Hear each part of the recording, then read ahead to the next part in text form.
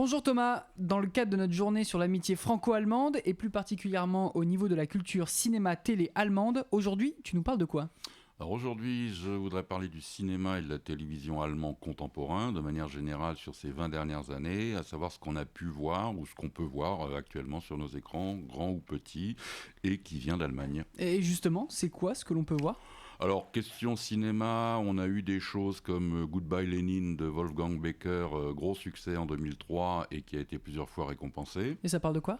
Alors en gros, ça raconte l'histoire d'une mère de famille en RDA qui tombe dans le coma juste avant la chute du mur et se réveille après la chute du mur. De peur qu'elle ne retombe malade, son fils fait tout pour lui faire croire que la RDA existe toujours. On a eu également La Chute d'Oliver Hirschbiegel en 2004 sur les derniers jours d'Hitler dans son bunker. Et personnellement, je pense que c'est un des meilleurs films jamais faits sur cette période. C'est essentiellement dû à l'interprétation de Bruno Ganz qui incarne Hitler et qui est franchement bluffant. Et plus récemment ? Alors plus récemment, on a Le Vent de la Liberté du Michael Herbig en 2018 qui raconte le passage à l'ouest de deux familles de RDA grâce à une montgolfière fabriquée de toutes pièces.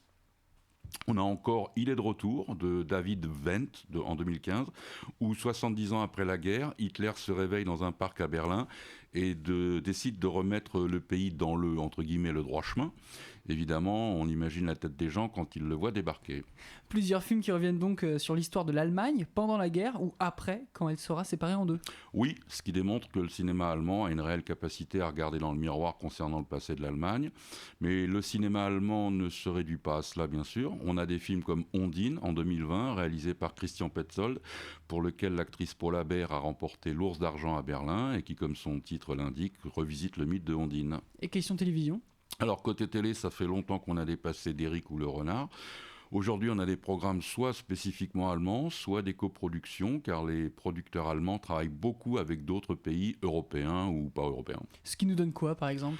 Alors, ça nous donne des choses comme Nous la vague sur Netflix, qui raconte l'histoire d'adolescents d'un lycée qui rêvent d'un monde meilleur et décident de former un groupe d'altermondialistes nommé La Vague, justement.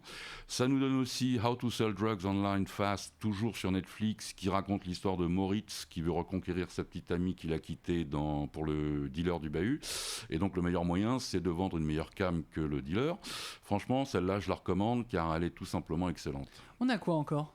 Alors on a aussi par exemple la série M le maudit qui est passée sur Paris Première et qui nous parle de Vienne où des enfants disparaissent et où l'on découvre qu'un tueur en série est derrière l'affaire. Partant de là, la police collabore avec le crime organisé pour le retrouver. Évidemment, ça s'inspire du film de Fritz Lang, mais c'est franchement très particulier, très glaçant, sans rien spolier. La scène du cactus est juste horrible et c'est surtout très très bien produit et réalisé. Tu nous parlais de coproduction ? Oui, dans le genre de copro, par exemple avec la Suède, on a des choses comme Cryptid qui passe ou qui est passé sur Salto. Sans rien spolier, encore une fois, le résumé du premier épisode donne ceci. Un lycéen explose littéralement sans raison, mettant à jour une menace surnaturelle qui plane sur ses autres camarades. Et effectivement, il explose, c'est énorme.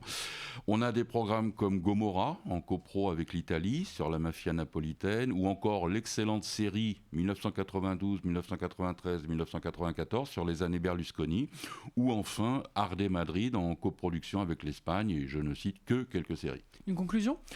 Alors je dirais simplement que pour ceux qui penseraient encore que la télé allemande c'est Derrick ou Un cas pour deux, ils auront franchement d'agréables surprises en jetant un coup d'œil, voire deux, au programme dont j'ai parlé aujourd'hui par exemple.